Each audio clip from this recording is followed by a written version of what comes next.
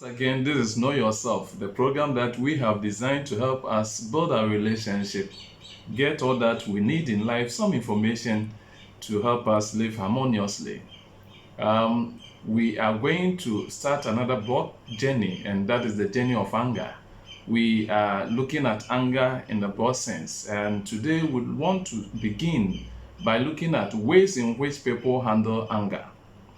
Anger, as we know, is a very commonly experienced and displayed emotion that affects us as humans in our day-to-day life and relationship generally.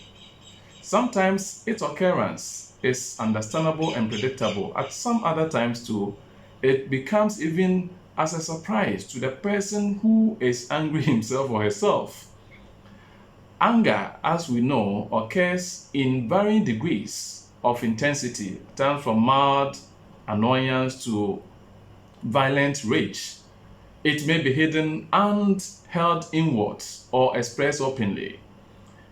It can be of short duration, coming and going quickly, or it may persist for decades in the form of bitterness, resentment, or hatred.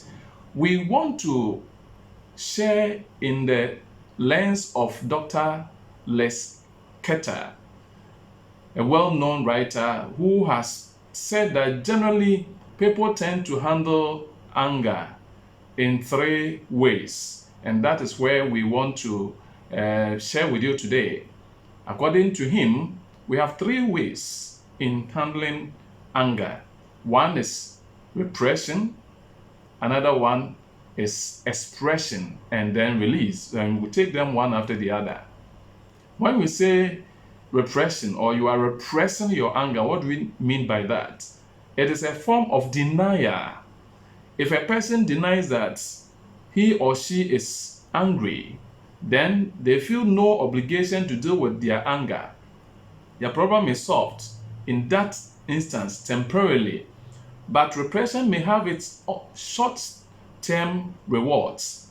But in the long run, repression, or if you repress your anger, it is likely to come out at a time that you least expect.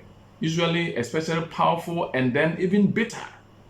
By repressing it, a person is pushing anger from the consciousness. And this, I want us to understand that when you are repressing it, it means you want to push it from your conscious state to the subconscious state of your mind. Then it means that it will be there, and that can fester and worsen without that person's knowledge. At times that you least expect, it will come out. So that is repression. Then we also have one we call expression. Now, there's another way that people tend to handle anger. Anger is not always expressed verbally. It can be expressed through behavior. Well over half of our communication is done through nonverbal means. Nonverbal expressions of anger can include a stern look, a slam of a door, ignoring something or someone. You can cry, or giving a cold glare. And so in this instance, you make the person aware that what he or she did, you do not like that. So you express it, you make it known, either through overtly or covertly. And so whether you use the nonverbal form or you use the verbal form to make the person aware that indeed you do not like what he or she does to you or has done to you. Then the last one is what we call release anger. Release anger refers to another anger form that is dismissed or let go.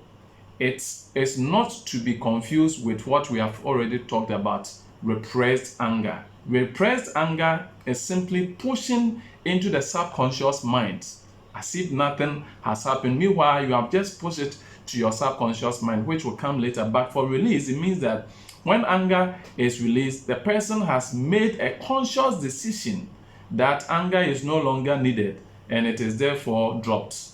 And so you can understand the difference. In this case, the person has determined, he has decided, oh, this is a trivial matter, this is a trivial issue. Why should I be angry with you? In that he has made a conscious effort to forgive you or to let go. And that is released.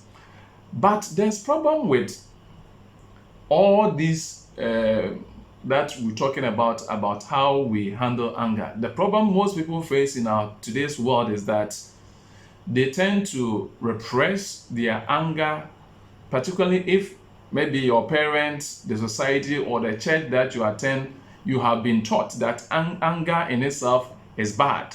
Or if that is your state, then it affects you in such a way that if someone does something wrong against you, instead of letting the person know, you would say that, let me repress it. But let me pick this thing from Ephesians chapter 4 verse 26 as recorded in the scripture. Anger in itself is not bad, because the Bible even says in Ephesians 4:26, as I've said, that be ye angry and sin not, let not the sun go down upon your wrath. So it means that in itself it is not bad, but what you do if you get angry determines whether it is bad or good. And so anger in itself, of course, if someone has done something wrong to you and you don't let the person know, the tendency is that the likelihood is that he or she may repeat it. And so when you get angry, you can even use it as a corrective measure in building relationship.